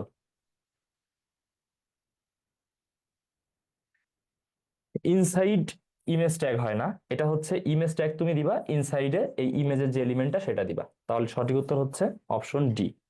ঠিক আছে, মানে এখানে জাস্ট ইংলিশটা খেয়াল করো, এখানে বলতেছে এই যে এই এলিমেন্টের ভিতরে ইমেজ না, তোমার হচ্ছে ইমেজের ভিতরে এলিমেন্টটা দিতে হবে, এটা হচ্ছে কারেক্ট। প্রদত্ত সমীকরণের সমাধান হিসেবে প্রাপ্ত বাইনারি সংখ্যাটির সমতল ডেসিমেল সংখ্যা নির্ণয় করো। আচ্ছা, এখন তোমাকে কি করতে হবে? এই দুইটার, এই তিনটারই ডেসিমেল করবা, তারপরে তুমি হচ্ছে এটার যোগ বিয়োগ করে দিবা। আচ্ছা, তো এইগুলো তোমরা একটু ডেসিমেল করো, কত হয়? এটা কত হবে? এই যে 10 10, এটা কত? জাস্ট একটু হিসাব করো, 10 10 কত? এগুলাকে তুমি যদি হচ্ছে 1010 এইভাবে গুণ করো, তাহলে হচ্ছে 1 গুণ 2 প্লাস 1 গুণ 2, সরি এটা হচ্ছে 0 গুণ 2 প্লাস 1 গুণ 2 প্লাস 0 গুণ 2। ওকে, তাহলে এটা 0 1 2 3, তাহলে এখান থেকে 8 পাবো, এখান থেকে 0 পাবো, এখান থেকে 2 পাবো, এখান থেকে কি পাবো? এখান থেকে 1 পাবো। তাহলে কত হচ্ছে এটা? 11, রাইট? 11, 10 হচ্ছে কিভাবে? এখান থেকে 8 পাচ্ছি, এখান থেকে 0, এখান থেকে পাচ্ছি 2, ও এখান থেকে 0, সরি এটা আমি হচ্ছে 1 ধরে বলছি, তার মানে 10 আসতেছে আমাদের। এটার মান আসতেছে 10। ওকে, এটার মান কত? 111 এর মান কত? সহজ, এগুলো আমি জাস্ট তোমাদেরকে গুণ করে দেখাচ্ছি, এগুলো তোমরা চাইলে মুখে হিসাব করে ফেলতে পারো, বাট যাদের মুখস্থ না তাদের ক্ষেত্রে বিষয়টা হচ্ছে এমন। ওকে, দেখো, এখান থেকে পাবো হচ্ছে আমরা 1, এখান থেকে পাবো 2, এখান থেকে পাবো 4, তাহলে কত হচ্ছে আমাদের? 7। আচ্ছা, এবার এখান থেকে কত হবে? এখান থেকে হচ্ছে নিশ্চয়ই 8 হবে, তোমরা বুঝতে পারতেছো, তারপরে আমি হচ্ছে তোমাদেরকে বিষয়টা দেখাই কিভাবে 8 হয়। আচ্ছা দেখো, 1 গুণ 2 প্লাস 0 গুণ 2 প্লাস 0 গুণ 2 প্লাস 0 গুণ 2, এগুলো তোমরা যাদের মুখস্থ আছে তোমরা পেরে যাবা, যে এটা 8, এটা 7, এটা 10, এটা তো সবার প্রায় মুখস্থ আছে। বাট তুমি হচ্ছে এইভাবে, যারা মুখস্থ নাই এভাবে করে নিতে পারো। দেখো, এখান থেকে 0 আসবে কারণ এখানে 0 আছে, এটাও 0 হয়ে যাবে, এটাও 0 হয়ে যাবে। আর এখান থেকে আসবে আমাদের 2 এর পাওয়ার 3 করলে 8, তাহলে এটার মান হচ্ছে কত? এটার মান 8। আচ্ছা, তাহলে 10 এবং 7 যোগ করলে কত হয়? 17, 17 থেকে 8 বিয়োগ করলে কত হয়? 9, তাহলে কারেক্ট আনসার হচ্ছে 9। এমন ছোট ছোট ম্যাথ তোমাদেরকে দিবে। 6 নম্বর দেখি, নিচের বুলিয়ান সমীকরণটির সরলীকৃত সমাধান কোনটি? আচ্ছা, এখানে দেখো একটা হচ্ছে সমীকরণ দেওয়া আছে, এটা সরলীকৃত। আচ্ছা, এই সমীকরণটা ভুল আছে, সরি, এই সমীকরণটা ভুল আছে। সমীকরণটা ঠিক এমন না, মানে তোমার এখানে বার চিহ্ন থাকবে, বুঝছো? কয়েকটা বার চিহ্ন আছে, এটা যেই কারণে সমাধান করা যাবে না। ঠিক আছে, সমীকরণটা এখানে ভুল সমীকরণ দেওয়া হয়েছে। সমীকরণ পরবর্তীতে আরো আসবে, সেটা সলভ করে তোমাদেরকে দেখাই দিব। আচ্ছা, অনাকাঙ্ক্ষিত এটা এটা ভুল সমীকরণ, এটা লিখে দিই। মানে পরীক্ষাতে ভুল আসছে তা না, এখানে ইনপুট দেওয়া হয়েছে ভুল। অনাকাঙ্ক্ষিত এবং অবাঞ্ছিত ইমেইল পাঠানোকে কি বলে? আমাদের সমীকরণ আরো আছে পরবর্তীতে, সেখান থেকে তোমাদের ওইটা সমাধান করে দেখাই দিব। অনাকাঙ্ক্ষিত এবং অবাঞ্ছিত ইমেইল পাঠানোকে বলে, কি বলে? Plagiarism, phishing, hacking or spamming, কি বলে এটাকে? তোমরা তো এটা বুঝো সম্ভবত। মেসেঞ্জারে তোমরা দেখো না, যে মেসেজ রিকোয়েস্ট যখন আসে দুই দিকে ভাগ হয়ে থাকে, একটা লেখা থাকে মেসেজ রিকোয়েস্ট, আরটা লেখা থাকে স্প্যাম। মানে যেসব অ্যাকাউন্ট গুলো তুমি সচরাচর চিনবা না বলে তোমার ফেসবুক ডিটেক্ট করে, সেগুলোকে স্প্যাম আকারে দেয়। অর্থাৎ যেগুলা অনাকাঙ্ক্ষিত মেসেজ সেগুলোকে বলা হয় স্প্যাম, আর এই ধরনের অনাকাঙ্ক্ষিত মেসেজ পাঠানোকে বলে স্প্যামিং। নিচের কোড নেটওয়ার্কের জন্য ডেডিকেটেড সার্ভার প্রয়োজন হয় না? ডেডিকেটেড সার্ভার প্রয়োজন হয় না। আচ্ছা, এটা এটা বলো, সহজ কোশ্চেন। এটা কোনো হচ্ছে প্রোগ্রামিং না, কিচ্ছু না, জাস্ট সহজ সহজ সফটওয়্যার কোশ্চেন। এটা উত্তর করতে পারবে না? পিয়ার টু পিয়ার, হ্যাঁ এই তো উত্তর করে ফেলেছে তো। তো তোমরা হচ্ছে যেগুলা পারো সেগুলাও কি ভয়তে কথা বলতে চাও না নাকি? নাকি এখানে এসে মানে কনফিডেন্স লো হয়ে যায় কিছু বলতে গেলেই? আচ্ছা, এখানে একটা টেকনিক্যাল বিষয় একটু ফিক্স করে নিই। এই ইস্যুটা হচ্ছে,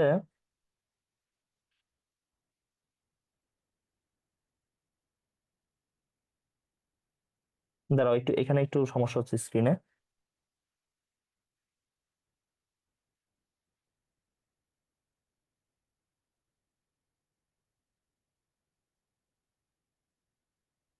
ওকে, ঠিক আছে, স্ক্রিন ঠিক আছে এবার এখানে। ওকে, নিচের কোন নেটওয়ার্কের জন্য ডেডিকেটেড সার্ভার প্রয়োজন হয় না? যে বললো যে পিয়ার টু পিয়ার নেটওয়ার্ক, সে ঠিক বলেছো। আচ্ছা, তো অর্থাৎ পেয়ার টু পেয়ার মানে কি, যে জাস্ট দুইজনের মধ্যে যখন কথা হবে তখন তো সার্ভারের কোনো প্রয়োজন নাই। সার্ভারটা কি? সার্ভার মানে যে হচ্ছে ম্যানেজারিয়াল কাজ করে, মানে সবকিছু ম্যানেজ করে। ধরো যে অনেকে মানে ক্লায়েন্ট সার্ভার নেটওয়ার্ক, মানে এখানে অনেক ক্লায়েন্ট আছে, শত শত ক্লায়েন্ট, তাহলে সেখানে একজন ডেডিকেটেড সার্ভারের অবশ্যই প্রয়োজন হবে সবাইকে সার্ভিস দেওয়ার জন্য। বাট ধরো জাস্ট কমিউনিকেশন হচ্ছে দুইজনের মধ্যে, তাহলে সেখানে তো সার্ভার দরকার নাই, জাস্ট দুইজনের মধ্যে যখন কমিউনিকেট হয়। তো এই পিয়ার টু পিয়ার বলতে বোঝানো হয় যে দুইজনের মধ্যে কমিউনিকেশন। ঠিক আছে, নিচের কোন ডিভাইসটি ভিন্ন ধরনের প্রোটোকল বিশিষ্ট নেটওয়ার্ক সংযুক্ত করে? দেখো এখানে বলতেছে কি, ভিন্ন ধরনের প্রোটোকল বিশিষ্ট নেটওয়ার্ক, অর্থাৎ একাধিক নেটওয়ার্ককে সংযুক্ত করে। এখানে দেখো যে modem, gateway, switch, hub. Modem তো সংযুক্ত করে না, গেটওয়ে, সুইচ, হাব তিনটাই কি করে? বিভিন্ন ধরনের নেটওয়ার্ককে সংযুক্ত করে। বাট এখানে বলতেছে যে বিভিন্ন ধরনের প্রোটোকল বিশিষ্ট। এই বিভিন্ন ধরনের প্রোটোকল বিশিষ্ট যে নেটওয়ার্ক, সেগুলো সাধারণত সুইচ বা হাব যুক্ত করতে পারে না, গেটওয়ে যুক্ত করতে পারে। তাহলে সঠিক উত্তর হচ্ছে gateway, option B correct answer. Okay, 10 নম্বর কোশ্চেন, 500 পর্যন্ত ডেসিমেল নম্বর প্রকাশ করতে কতগুলো বাইনারি বিট প্রয়োজন হবে? তার মানে তুমি যদি 500 কে বাইনারিতে কনভার্ট করো তাহলে কয়টা বিট প্রয়োজন হবে? তাহলে তুমি 500 কে কনভার্ট করে ফেলো বাইনারিতে। 250 ভাগশেষ থাকে শূন্য, 125 ভাগশেষ থাকবে শূন্য আবারও, 2 দিয়ে ভাগ করলে হচ্ছে এটা কত হবে? 62।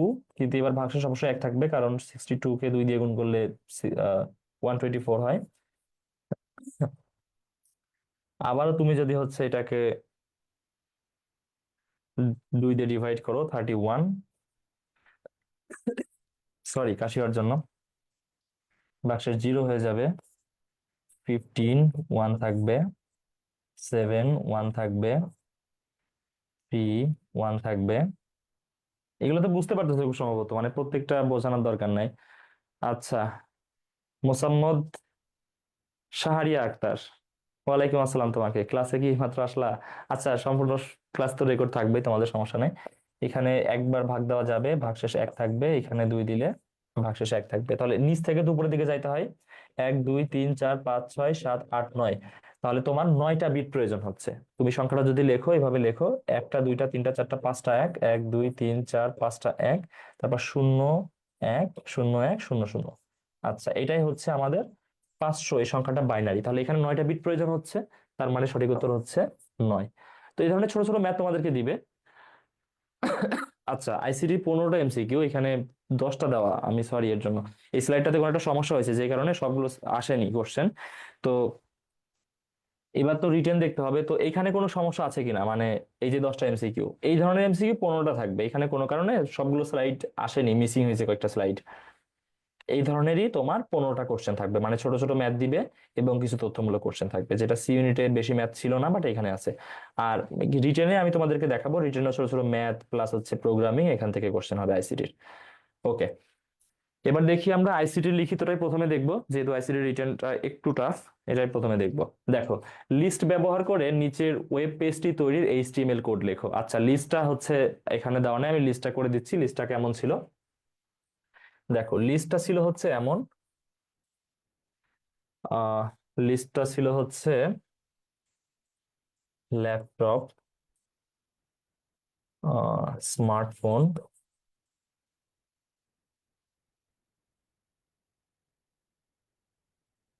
এখানে স্মার্টফোনের ক্যাটাগরি দেওয়া ছিল হচ্ছে অ্যান্ড্রয়েড, তারপর দেওয়া ছিল হচ্ছে আইওএস, তারপর দেওয়া ছিল হচ্ছে উইন্ডোজ। আচ্ছা, তারপর দেওয়া ছিল হচ্ছে ট্যাবলেট। ওকে, এই এমন একটা তোমার ইয়া দেওয়া ছিল, মানে এমন একটা লিস্ট দেওয়া ছিল, এখান থেকে তোমাকে এইচটিএমএল কোড লিখতে বলছে। তার মানে কি, যারা কোডিং জানো না খুব ভালো, তাদেরকে অবশ্যই ম্যাথমেটিক্যাল এমসিকিউ এর জন্য, সমাধানের জন্য কি লুজ দিবে না, লুজ দিবে না, তোমাকে কোশ্চেনে ছোট ছোট করে লিখতে হবে, এর বেশি কিছু করার নাই। দেখো, এটাকে তোমাকে এখন ইয়া লিখতে হবে, মানে এইচটিএমএল কোড লিখতে হবে। তো দেখো, সাধারণত হচ্ছে ডক টাইপ এইচটিএমএল এটা উপরে লিখতে হয়, বা তুমি যদি শুধু এইচটিএমএল লেখো তাও এটা কোনো অবস্থাতে ভুল না, শুধু এতটুকু লিখতে পারবা। আচ্ছা, এইচটিএমএল ল্যাঙ্গুয়েজ বিএন অর্থাৎ বাংলা, মানে এখানে দেখো যে উপরে হচ্ছে, আমি দেখো এখানে হেডিং এ ডিভাইসের তালিকা দিয়েছি, তার মানে তুমি এখানে একটা হেডিং অ্যাড করে নিবা, ডিভাইসের তালিকা। যদিও এটা হচ্ছে ডিভাইসের তালিকা ছিল না, মানে এবারে কোশ্চেনে ছিল না, আমি এটা এক্সট্রা অ্যাড করছি, যে কারণে তোমাদের যেটা দিল দেখা যাচ্ছে উপরে একটা হেডিং দেওয়া আছে, তো তখন তোমরা বিপদে পড়ে যাবা, যে কারণে আমি এটা তোমার হচ্ছে দিয়ে রাখছি, যে উপরে যদি একটা কোনো একটা হেডিং দেয়, তারপরে যদি এটা দেয় কি করবা। যদি হেডিং না দেয় তাহলে তোমার এটা বাদ, এই হেড সেকশন লিখতে হবে না। ঠিক আছে, তখন এখান থেকে এতটুকু বাদ দিয়ে দিবা। প্লাস হচ্ছে এই যে এখানেও হেড সেকশন যেখানে ক্লোজ হচ্ছে, এই যে হেড সেকশন এই যে এখানে ক্লোজ হচ্ছে এতটুকু, মানে তখন এতটুকু আর দিতে হবে না, বুঝছো, যদি তোমাকে উপরে হেডিং না দেয়। তাহলে প্রথমে তোমাকে লিখতে হয় এইচটিএমএল ডক টাইপ, তুমি জাস্ট এইচটিএমএল লিখতে পারো। ল্যাঙ্গুয়েজ এটা দিলেও হয় না দিলেও হয়, মানে এটা অপশনাল। আচ্ছা, তারপর তোমাকে হেড দিতে হবে, টাইটেল দিতে হবে। ঠিক আছে, লিস্ট ব্যবহার করে ওয়েব পেজ, মানে এর উপরে যে টাইটেল দেওয়া থাকে, ঠিক আছে, লিস্ট ব্যবহার করে ওয়েব পেজ, এইটাও কিন্তু কোশ্চেনে ছিল না।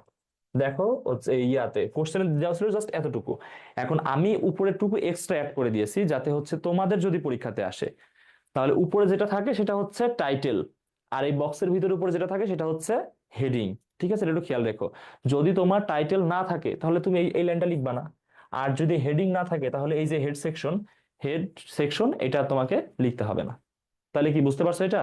আচ্ছা, এইবার তোমাকে লিস্ট এখান থেকে শুরু, এই যে ওএল অর্থাৎ অর্ডার লিস্ট, দেখো এখানে বুলেট পয়েন্ট দেওয়া না, বুলেট পয়েন্ট মানে তো অর্ডার লিস্ট, তাই না, মানে এটা তো আনঅর্ডার্ড না, মানে জাস্ট নামগুলো দেওয়া না, বুলেট পয়েন্ট দেওয়া। আচ্ছা, অর্ডার লিস্টের এই যে শুরু হচ্ছে কি দিয়ে, ল্যাপটপ, এবং এখানে গিয়ে সেটা দেখো এন্ড হচ্ছে। আচ্ছা, তারপরে কি হচ্ছে, স্মার্টফোন, দেখো স্মার্টফোনে তোমার ক্লোজিং ট্যাগ দেওয়া নাই। কেন ক্লোজিং ট্যাগ দেওয়া নাই, তার কারণ স্মার্টফোন তো এখানে শেষ হয়নি, তার সাথে আরো 3টা তার সাবসেকশন আছে। তার মানে দেখো, অর্ডার টাইপ এ, আচ্ছা এখানে এ বি দেওয়া ছিল, সরি, এ বি সি, এটা মুছে ঠিক করে দিই। এটা কি বুঝতে খুবই কষ্ট হচ্ছে? খুব বেশি কঠিন তো কিছু না, এগুলো যারা শিখেছো তাদের ক্ষেত্রে খুবই সহজ। আচ্ছা দেখো, অর্ডার লিস্ট টাইপ এ, তার মানে তোমার এখানে এ বি সি দিয়ে শুরু হবে, এটা বোঝাচ্ছে। প্রথমটা কি, অ্যান্ড্রয়েড, তারপর আইওএস, তারপর উইন্ডোজ, নিয়ে এইখানে এই যে ক্লোজ করে দেওয়া, তিনটারই দেখো হচ্ছে ক্লোজিং ট্যাগ দেওয়া আছে, মানে এইগুলো পরবর্তীতে আর শুরু হচ্ছে না, মানে প্রত্যেকবার শেষ হয়ে যাচ্ছে। ওকে, তার মানে কি এখানে হচ্ছে তোমার এই যে অর্ডার লিস্টটা এটা এখানে শেষ হয়ে গেল, ক্লোজিং ট্যাগ। এবার আবার তুমি লিস্ট দিয়ে কি করবা, এই যে ট্যাবলেট অর্ডার লিস্টে ছিল সেটা তুমি অ্যাড করবা, অর্ডার লিস্ট, তারপর ক্লোজ, বডি সেকশন শেষ, এইচটিএমএল শেষ, সবগুলো ক্লোজিং ট্যাগ দিয়ে দিবা। এটা কি কঠিন কিছু মনে হয়েছে তোমাদের কাছে? না, এটা অবশ্যই কঠিন মনে হতে পারে, যারা হচ্ছে এই এইচটিএমএল টা শিখো নাই তাদের ক্ষেত্রে এটা একটু কঠিন মনে হবে, এবং এই ধরনের কোশ্চেন একটা থাকবে সাধারণত। কার কার কাছে কঠিন মনে হয়েছে একটু বলো। ওকে, ঠিক আছে।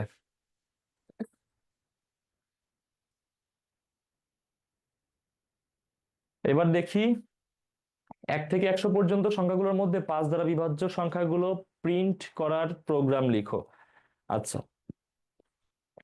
1 থেকে 100 পর্যন্ত সংখ্যাগুলোর মধ্যে 5 দ্বারা বিভাজ্য সংখ্যাগুলো প্রিন্ট করার প্রোগ্রাম লিখো।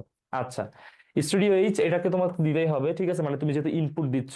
আচ্ছা, ইন্টিজার মেইন পূর্ণ সংখ্যার জন্য এটা সবকিছু ঠিক থাকবে। দেখো, ফর আই, আই দিয়ে ইন্টিজার বোঝাচ্ছে, 1 থেকে সেটা শুরু হবে এবং সেটা ইন্টিজার 100-র কম থাকবে, মানে এই যে is less than, is less than মানে কি, সেটা 100 বা 100-র আগ পর্যন্ত, ইজ লেস দেন অথবা সমান, এই চিহ্ন দিয়ে কি বোঝায়, হয় সমান হবে না হলে ছোট হবে, মানে 100 সমান বা তার কম, এই পর্যন্ত থাকবে, 1 থেকে শুরু হবে। আর দেখো, ইন্টিজার প্লাস প্লাস অর্থাৎ প্রতিবার সংখ্যা এক এক করে বৃদ্ধি পাবে।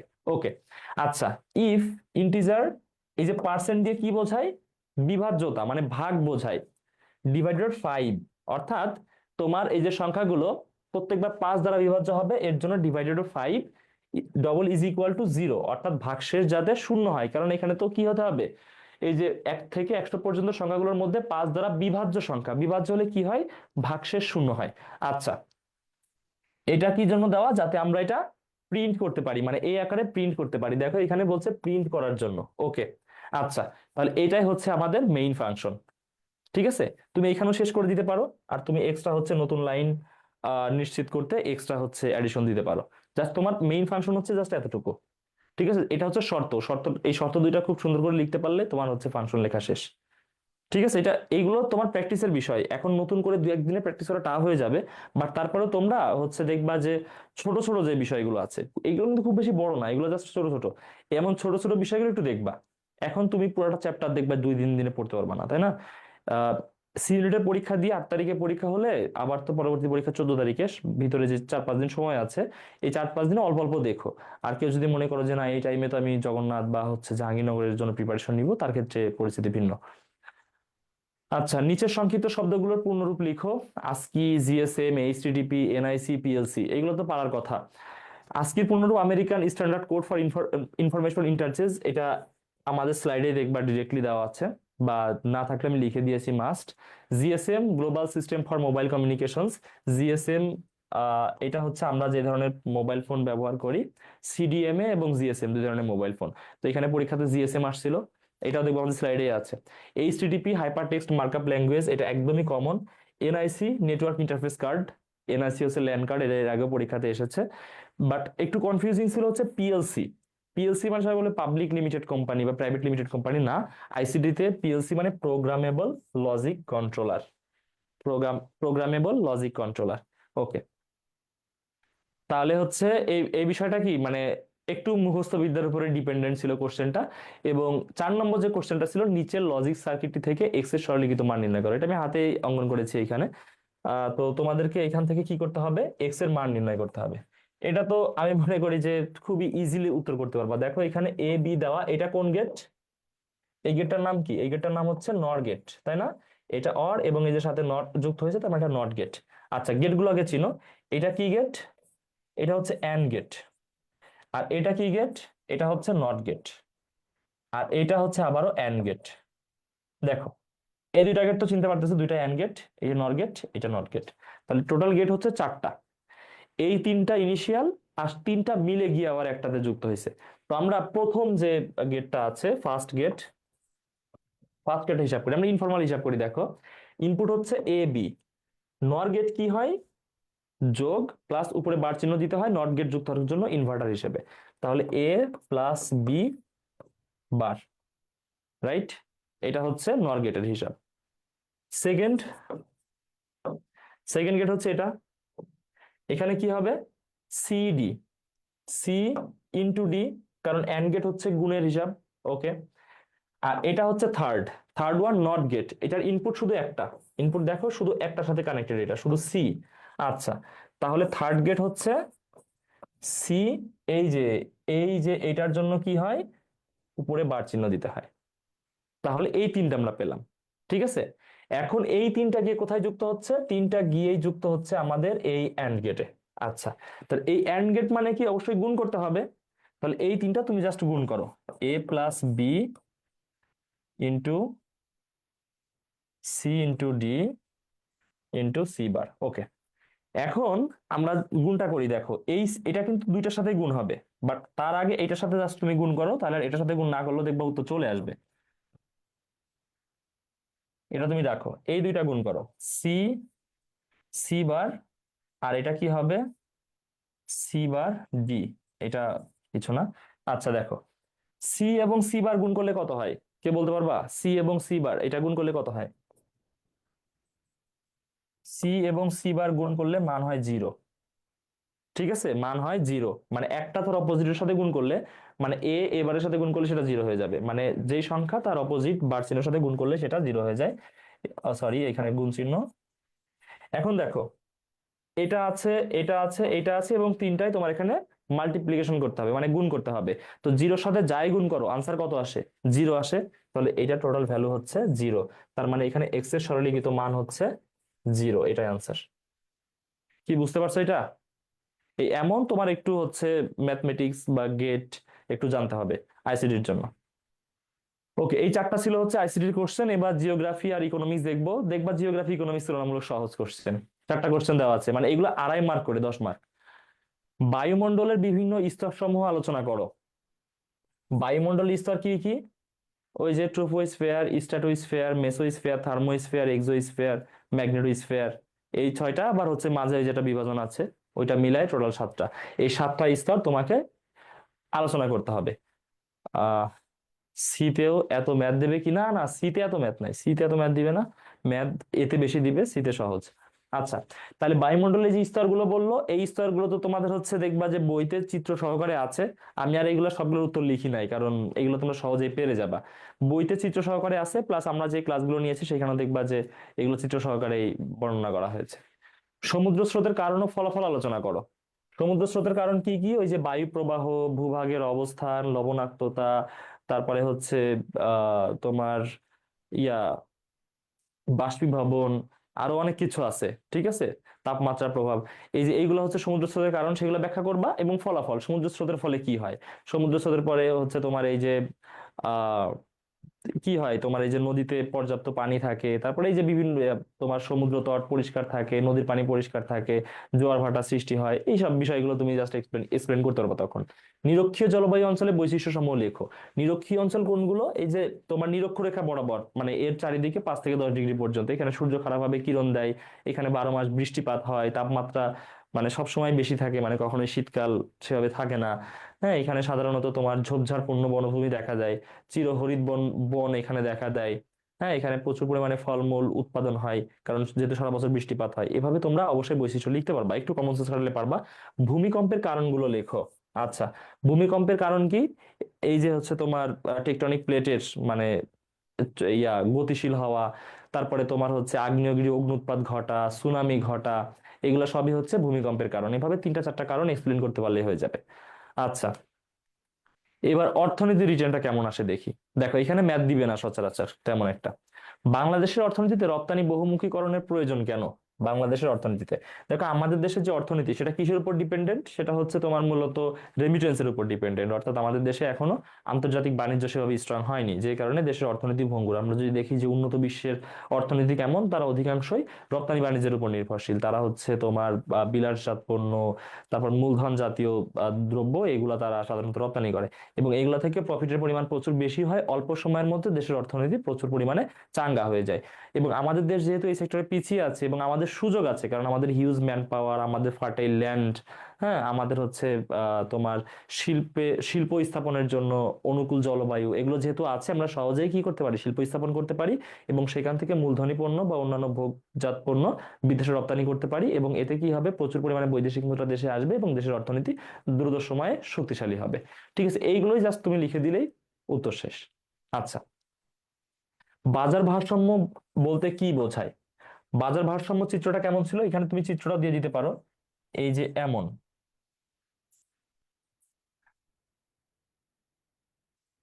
এটা হচ্ছে সাপ্লাই, এটা হচ্ছে ডিমান্ড।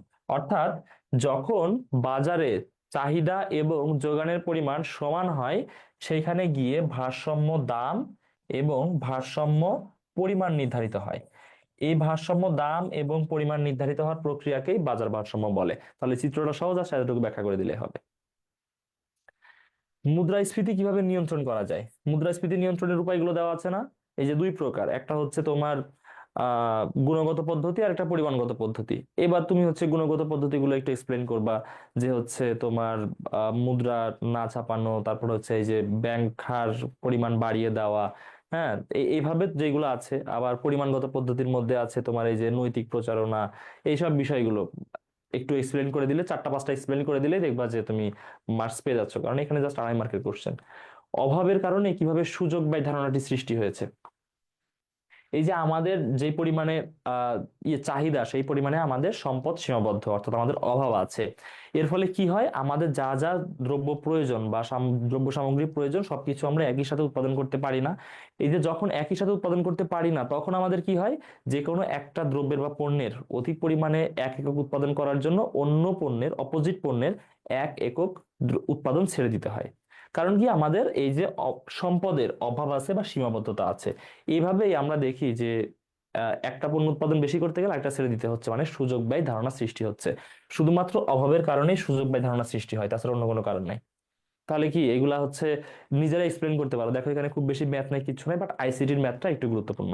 আইসিটির ম্যাথটা তোমাকে একটু মানে লেখাপড়া করে উত্তর করতে হবে। এখন কারো কি কোনো কোশ্চেন আছে, বলো। এই ধরনের কোশ্চেনই হবে পরীক্ষাতে। এখন তোমরা হচ্ছে টেক্সট বই কেন্দ্রিক লেখাপড়া করবা, ঠিক আছে, মানে পুরাপুরি পুরাপুরি অবশ্যই টেক্সট বই কেন্দ্রিক লেখাপড়া করবা।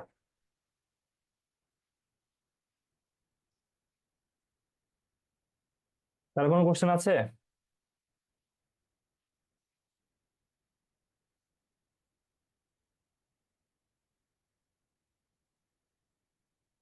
যারা পুরা ক্লাসে ছিল না তারা হচ্ছে অবশ্যই ক্লাসটা রেকর্ড দেখে নিবে।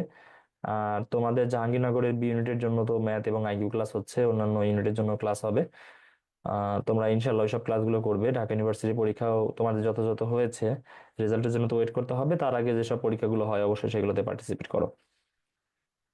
আচ্ছা, ঠিক আছে, তাহলে হচ্ছে আজকের ক্লাস এই পর্যন্তই।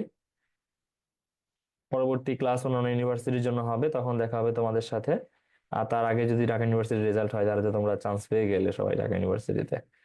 ওকে, তাহলে ধন্যবাদ তোমাদেরকে। ক্লাস এখানে শেষ করছি, তোমরা লিভ নিতে পারো। আসসালামু আলাইকুম।